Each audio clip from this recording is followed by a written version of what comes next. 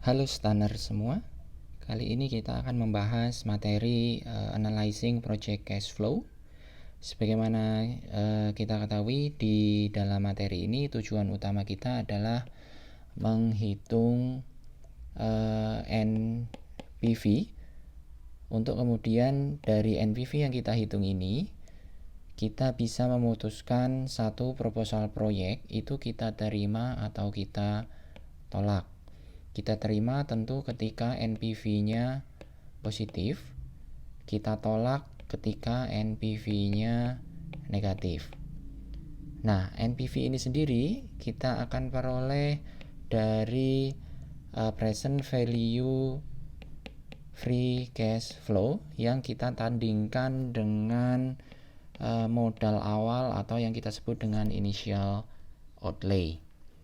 Nah, free cash flow ini kita peroleh di dalam konsep analyzing project cash flow ini, kita peroleh dari yang namanya incremental cash flow atau tambahan cash flow. Yang dimaksud dengan incremental cash flow ini adalah kita hanya menambahkan selisih atau tambahan cash flow yang kita peroleh dengan adanya proyek baru, kita kurangkan dengan ketika tidak ada proyek.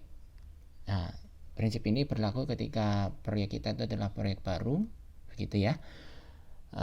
Nanti ada variasinya ketika proyeknya itu adalah proyek penggantian atau replacement, itu akan kita bahas di belakang.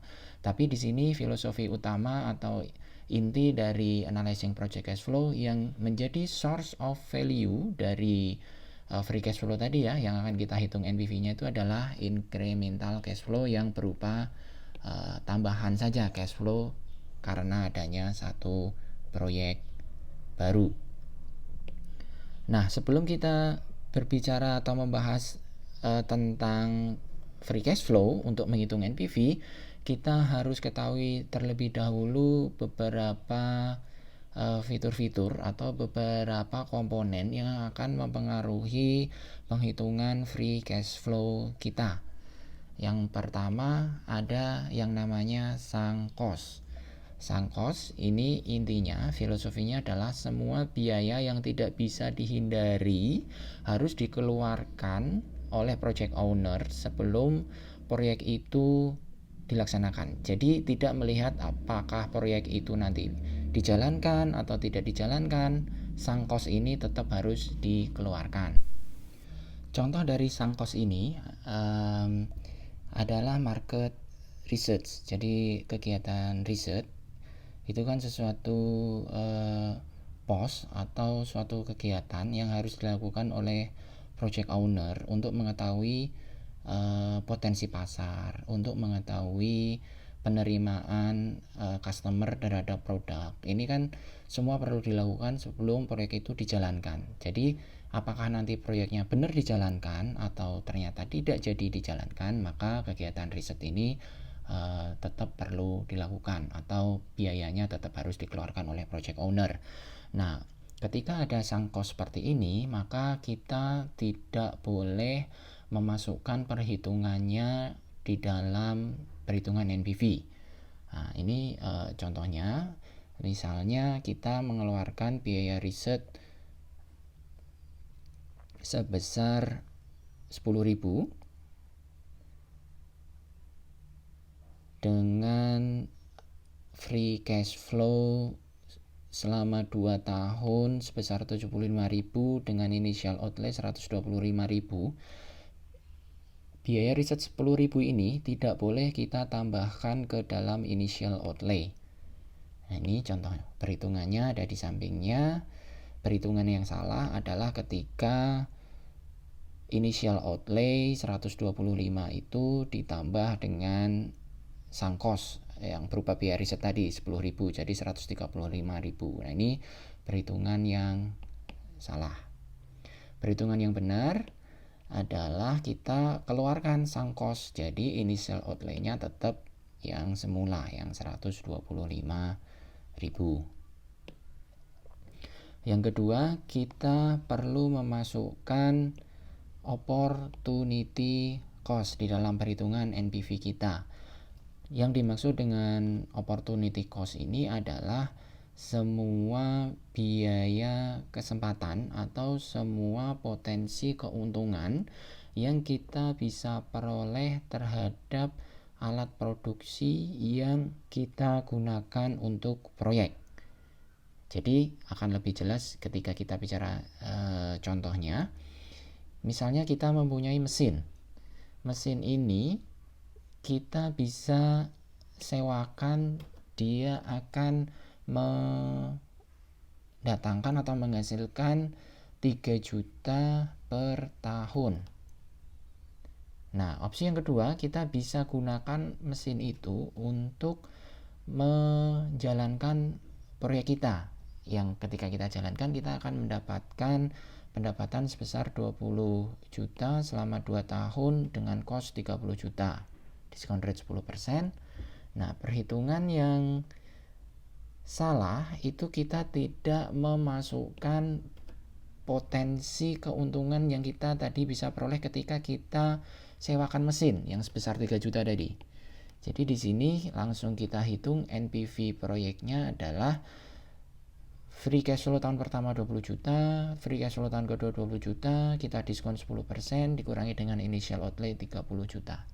Nah, ini perhitungan yang salah.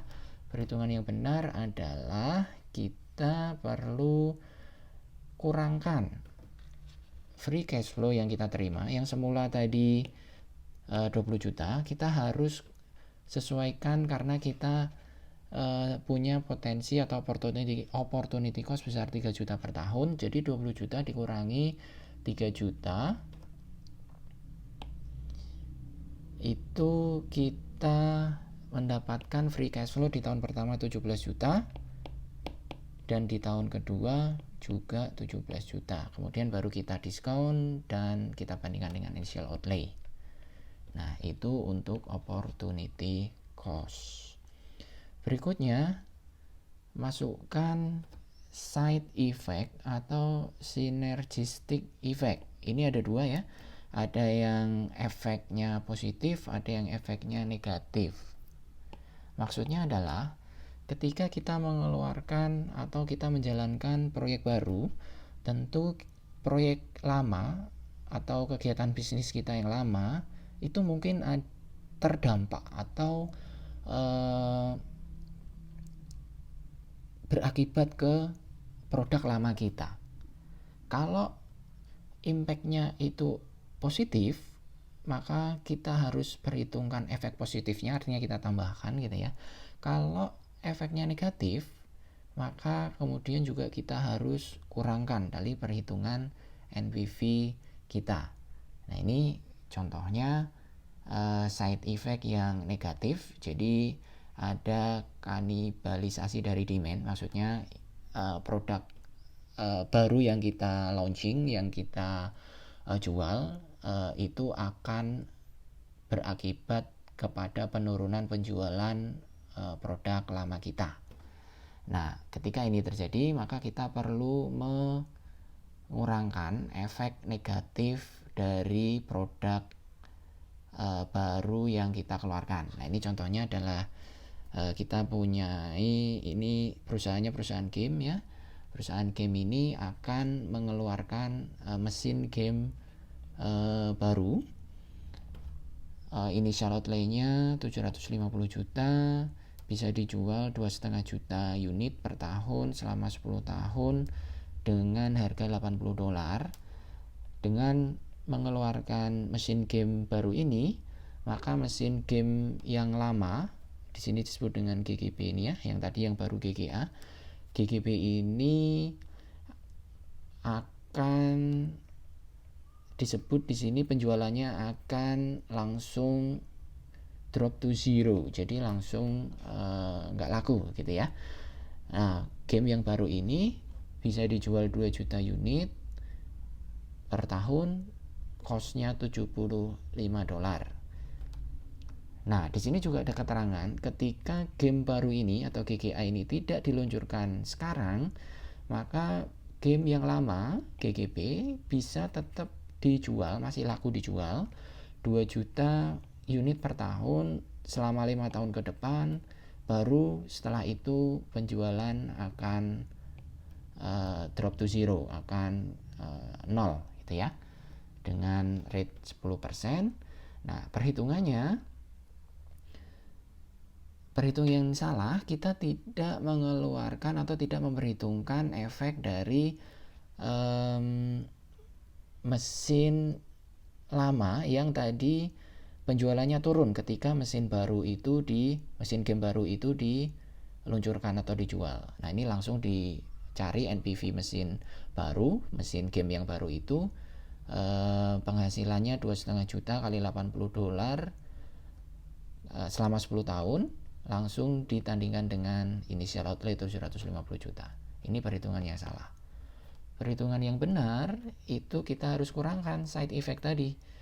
Nah, side effect tadi kita hitung dengan cara tadi kita masih bisa menjual mesin game yang lama ketika mesin game baru itu tidak kita luncurkan, kan mesin game yang lama masih akan tetap dicari orang gitu, masih laku.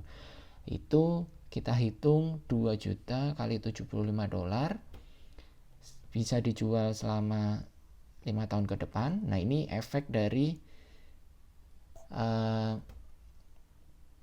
mesin lama kita ya. Baru kemudian ini kita kurangkan dengan NPV dari mesin baru yang tadi GGP. Baru kita kurangkan dengan initial outlay. Nah, inilah yang disebut dengan side effect. Nah, berikutnya kita juga harus mengeluarkan yang namanya financing cost. Sebagaimana kita ketahui, proyek itu kan pasti butuh modal. Modalnya bisa diperoleh dari debt, dari pinjaman, bisa diperoleh dari equity. Nah, masing-masing ini punya biaya gitu ya, punya cost. Kalau debt berarti bisa jadi bentuknya interest, bisa jadi bentuknya yield ya, yield to maturity ketika instrumennya adalah obligasi. Sedangkan equity itu ada cost of equity-nya juga yang berupa rate of return yang diminta oleh equity holder. Nah, di dalam perhitungan NPV ini tidak kita perhitungkan di dalam menghitung NPV karena cost of capital ini akan kita gunakan sebagai tingkat discount rate. Ya, sebagaimana kita ketahui, mencari NPV itu kan sama dengan present value dikurangi dengan initial outlay. Present value ini sendiri kita peroleh dari sigma atau agregat dari free cash flow yang didiskon dengan tingkat diskon tertentu. Nah, cost of capital itu kita perhitungkan di sini, I ini yang akan kita pelajari di materi berikutnya. Kalau kita perhitungkan di NPV, baru kita perhitungkan, maksud saya di free cash flow, maka akan double counting karena kita sudah perhitungkan di atas, maka dia akan double counting ketika kita diskon lagi gitu. Nah, jadi karena kita gunakan untuk diskon, maka di perhitungan di free cash flow kita tidak masukkan. Nah, begitu untuk perhitungan financing cost. Jadi financing cost semua dikeluarkan. Nah, berikutnya kita masuk ke forecasting, menyusun model keuangan ya yang akan kita gunakan untuk menghitung free cash flow, di mana free cash flow tersebut merupakan source of value dari satu proyek. Nanti kita akan hitung net present value-nya dari free cash flow tadi.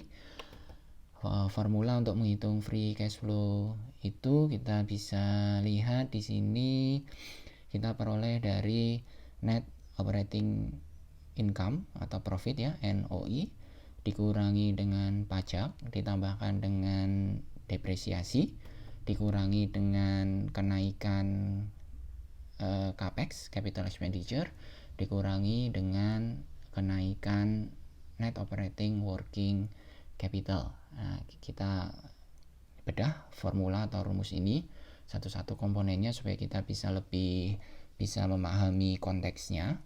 Yang pertama kita mulai dari kita menghitung net operating profit after tax atau NOPAT ya. Ini kita peroleh dari net operating income, profit dikurangi dengan pajak. Net operating profit ini sendiri kita peroleh dari revenue dikurangi HPP ya, COGS, cost of goods sold dikurangi dengan operating expense dikurangi dengan depresiasi.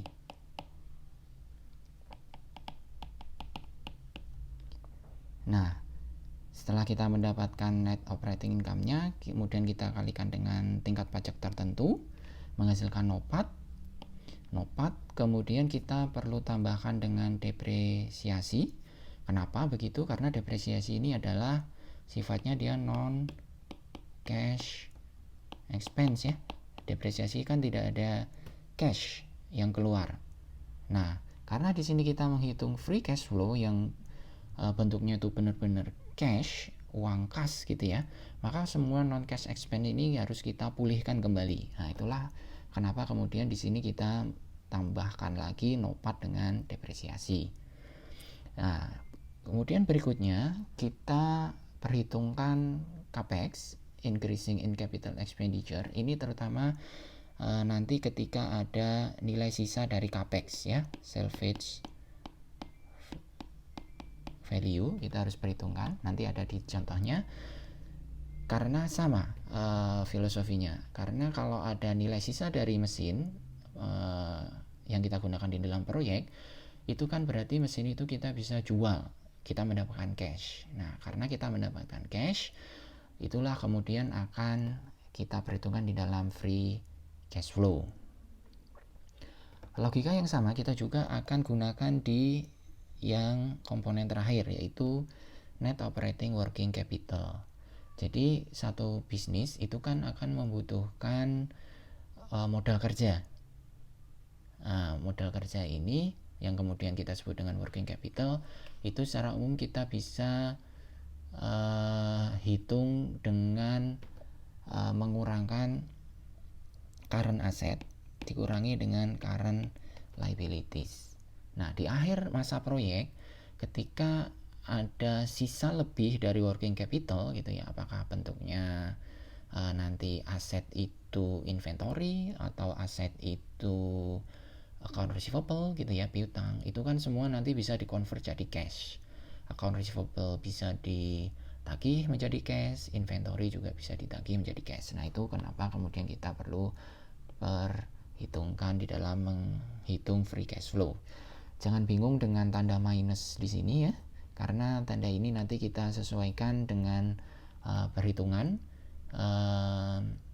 Dia akan muncul di depan, dan kemudian karena muncul di depan itu cash outflow minus, kemudian di akhir kita berikan tanda minus ketemu minus akan menjadi plus. Nanti lebih detail akan kita lihat di contoh.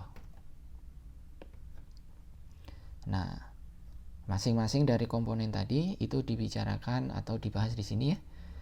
Kalau kita tadi bicara tentang depresiasi, berarti bagaimana kita memperoleh depresiasi itu, kita hitung dengan menambahkan cost of equipment ditambah dengan semua biaya pengiriman dan instalasi. Ini nanti termasuk ketika ada biaya training ya, training employee yang memastikan si pegawai bisa mengoperasikan mesin, itu termasuk di sini. Terus kemudian kita kurangkan dengan expected salvage value ketika ada nilai sisa di akhir masa proyek dibagi dengan masa manfaat. Kemudian untuk yang working capital, tadi saya ulang ya, working capital ini digunakan untuk membiayai proyek agar proyek tadi berjalan. Saya kasih contoh misalnya pabrik roti modal kerjanya adalah tepung terigu, telur, dan bahan-bahan kue lainnya ya, itu yang disebut dengan working capital. Nanti di akhir diperhitungkan karena ya seperti yang kita bahas tadi, misalnya dia masih ada dalam bentuk account receivable atau piutang, itu bisa ditagih, atau dia juga bisa dalam bentuk inventory, bisa dijual kembali. Working capital itu sendiri diperoleh dari increasing in account receivable, kenaikan di piutang ditambahkan dengan kenaikan di persediaan dikurangi dengan kenaikan di utang. Ini penjabaran dari current asset dikurangi current liabilities. Yang terakhir yang tentang capex, ini tadi ketika ada nilai sisa, kemudian karena mendatangkan cash flow ketika mesin itu kita jual, maka kemudian juga harus kita perhitungkan. Nah, yang berikutnya kita harus berhati-hati dengan inflasi. Yang dimaksud dengan inflasi ini, berhati-hati dengan inflasi ini, kita yang penting konsisten. Di sini konsisten. Yang dimaksud dengan konsisten adalah ketika kita menghitung NPV,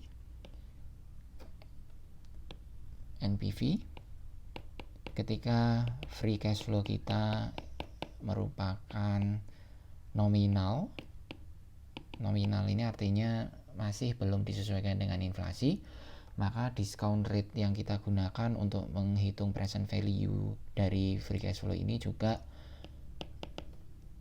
discount rate yang nominal. Tapi ketika kita menggunakan free cash flow yang real, artinya real ini sudah dilakukan penyesuaian dengan inflasi, maka tingkat discount rate kita juga perlu menggunakan yang real interest rate atau yang sudah di-adjust atau disesuaikan dengan inflasi. Nah, contohnya kita bisa lihat di sini, misal satu proyek cash flow $1.400.000 selama 2 tahun. Ini berarti nominal cash flow ya. Initial outlay-nya 1 juta, discount rate-nya 10% dengan inflasi 6%. Ketika kita akan hitung NPV, cash flow-nya itu adalah cash flow nominal 1.400 ini, maka kita gunakan discount rate juga discount rate yang nominal yang 10%. Ini contohnya ada di sini di atas. Ini 1.400 dibagi discount rate 10%, 2 tahun dengan initial outlay 1.000. Tapi ketika kita menggunakan real cash flow dari 1.400 ini, kita hitung, kita adjust, kita sesuaikan dengan inflasi sebesar 6%. Ini perhitungannya, jadi real cash flow-nya jadi 1.246. Maka untuk menghitung NPV, discount rate-nya itu juga harus discount rate yang sudah disesuaikan dengan inflasi. Nah, ini penyesuaian di bawah, penyesuaian menjadi real interest rate atau real discount rate, itu menggunakan Fisher effect, namanya Fisher relation, di mana rumus dasarnya adalah 1 plus nominal rate sama dengan 1 plus real rate dikalikan dengan 1 plus inflation rate. Atau untuk menghitung real rate sama dengan, ya tinggal di rubah rumusnya ya, 1 plus nominal rate dibagi 1 plus inflation rate dikurangi 1. Di rumus atau di contoh soal yang tadi, kita bisa hitung berarti nominal rate-nya 10%, inflasinya 6%. Jadi kita masukin ke formula di sini, maka kita dapatkan real interest rate-nya 3,8%. Nah, real interest rate ini yang kita gunakan sebagai diskon faktor karena cash flow-nya juga real cash flow. NPV-nya 157 sama. Jadi intinya di sini kita konsisten. Nah, berikutnya kita masuk ke contoh, tapi sebelum masuk ke model keuangan yang di Excel, itu ada variasi di dalam menghitung atau di dalam menganalisa project cash flow ini. Tadi kita bicara konteks sebelum-sebelumnya, asumsi yang kita gunakan adalah proyek itu adalah proyek baru, new project, ya. Karena new project maka incremental cash flow-nya ya sederhana, cash flow yang kita dapatkan ketika ada proyek kita kurangkan dengan ketika tidak ada proyek. Nah, variasinya selain new project ini, proyek baru ini, ada yang namanya replacement atau proyek penggantian. Misalnya mesin lama kita tidak efisien lagi gitu ya, jadi perlu kita ganti. Nah, di situ kita bisa menggunakan prinsip analyzing project cash flow ini untuk menentukan apakah memang penggantian mesin ini akan mendatangkan NPV yang positif bagi kita atau sebaliknya. Nah, bedanya dengan new project, penghitungan incremental cash flow dari replacement project ini kita perhitungkan incremental cash flow berasal dari cost saving. Tadi kan ada penggantian mesin itu kan akan mendatangkan cost saving. Ada pos-pos yang bisa di saving, biaya pegawai kah, maintenance kah, depresiasi kah. Nah, itu semua komponen-komponen yang akan kita lihat.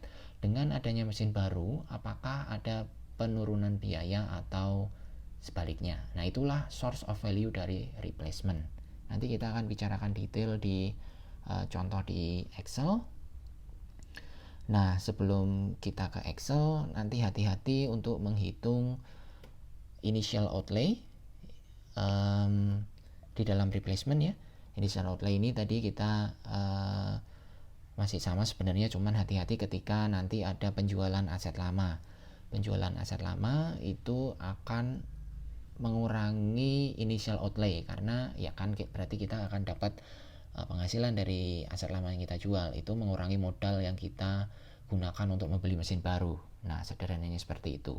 Nah, di sini nanti ada yang namanya implikasi pajak. Implikasi pajak ini muncul ketika aset lama atau mesin lama yang kita jual itu lebih tinggi daripada book value-nya. Itu akan mendatangkan keuntungan pajak. Sebaliknya ketika mesin yang kita jual, mesin lama yang kita jual nilainya lebih rendah dari book value, itu kan berarti kita rugi. Kita rugi berarti ada tax loss. Nah, ini yang akan kita perhitungkan di penjualan aset lama. Penjualan aset lama itu kita perhitungkan di initial outlay.